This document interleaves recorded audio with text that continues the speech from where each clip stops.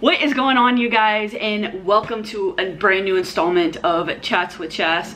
If you guys are not familiar with what this is, it is basically me talking to you guys about fitness, maybe something personal, maybe telling you guys a story, what's going on in the world, or just whatever is coming to my mind at the time. And today I want to talk to you guys about something that recently occurred and just kind of has been on my mind a lot lately, and I feel like it applies to so many parts of my life, and that is fight or flight. Now, if you guys do not know what that means, it is essentially, a lot of times it's subconscious and you don't even realize like you do it during the time, but it's if you come upon a situation or an issue or a problem or even just a situation in life, you can either fight and keep going and push through it and persevere and just say, I'm gonna just keep going, or you can flight and say, hey, I can't do this, and either give up or turn, not physically like turn around and walk away, but just saying like I can't do this and having that like I give up, I can't mentality. And right off the bat, I can think of two instances where this occurred with me as far as having to deal with the fight or flight. The very first time this happened was in 2014. It's not the first time it ever happened to me, but this is the first occurrence that immediately comes to mind. 2014, I had pneumonia and I was in the hospital for 3 days. I was extremely sick, and I think it was the first night there into the next morning. It was probably somewhere between 4 and 6 o'clock in the morning, and the nurse thought I was asleep, but I wasn't. The nurse thought I was asleep and came in and talked to Kelly and said, hey, we need to test her to see if she is septic. And basically what that means is if you go septic, whatever infection you have, it gets into your bloodstream, and a lot of times it proves fatal. And so I immediately like heard that and went into this mode of fight and went into this mode of I am not done yet.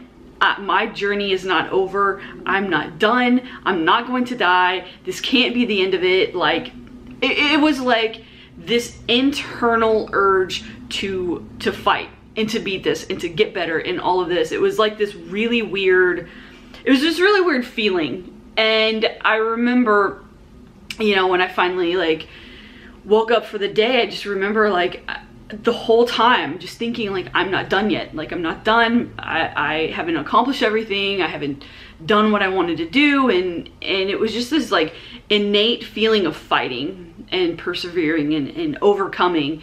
And it was crazy, like to have that like natural instinct to fight. So I remember that, and I remember like as soon as I got out of the hospital and as soon as I felt better enough, immediately asking my doctor, okay, well, what can I do? Like what can I do to be healthier? Like when can I go to the gym? When can I start eating better? Because for me at that time, I was very, very unhealthy, and I felt like, I'm not done living, so I need to be the best that I can be, and I need to, eat healthy and exercise and do better and be a better person. And, it was this like crazy innate feeling to fight. The second thing that immediately comes to mind is just this past few weeks, Kelly and I went on a road trip to Shinati Hot Springs, which is kind of Presidio area. If you guys aren't familiar with Texas, it's literally right, like you'll see Big Bend and the little like elbow. It's right in the area, so really right by the Texas-Mexico border. And to get to Shinati, it's very, very remote, and there's two ways to get there. One, you can take a longer route. You go down toward Mexico, around the mountains, and then drive kind of like along the border to get there. Or two, you can take a shortcut through the mountains and get there a little bit quicker, or not, because it really wasn't quicker. But unbeknownst to us, the map printed out the directions that was the shortcut. So we're driving along, and all of a sudden there is no pavement. There is a sign that says basically you're gonna run out of pavement, and that's what happened. So we ran out of pavement. It was a graded road, so to speak, in the mountain. And I started driving, and I was driving at the time, and it started to go uphill. And I was like, oh, okay, you know, this isn't too bad. It's not too bad. It's pretty bumpy, but it's not that bad. Then we started to really like ascend the mountain, and that's when it started to get a little scary. And we ended up turning like a sharp right, and then it was like a pretty steep downgrade. And I started to kind of freak out a little bit and push the brakes a little too hard, and the car kind of skidded, and I really just started to freak out. And then I look up and I see a car coming toward us. Now, mind you, this is on the side of a mountain. It is a one car space. There's no room for like passing or any of that. So luckily, by some random reason or chance, there happened to be a little space on the right hand side to where I can pull over to let this car pass. And I did, and as soon as I did, I put the car in park, and I started to almost have a full-blown panic anxiety attack. And I started getting dizzy, and my innate response was to flee. My innate response was to say, I cannot do this. I can't go any further. I can't. And luckily, Kelly took over at that point, and we proceeded. But as we started to go, instead of completely shutting down and completely just being like, I can't do this, we ended up working together and fighting through it together, you know, and I kind of navigated and said, okay, we're gonna take a left and we're gonna curve to the right, or whatever we're gonna do, and together we fought. And I feel like that whole experience made me realize, like, number one, I don't think I trust myself, but together I trust us as a team. So I thought that was kind of interesting, you know, that I just had that just immediate like flight. And the whole time we were doing this, I can't explain to you guys how incredibly scary it was. Once we got there, the lady that, you know, that kind of runs the place that we were told us that the guy that normally grates the road ended up dying. He was on that road grading the road so that way it's not so crazy and it's a little bit smoother and it's more like gravel for the cars. His grader slipped and fell off the side of the mountain, and he died. I'm like, are you kidding me? The guy that maintains this road?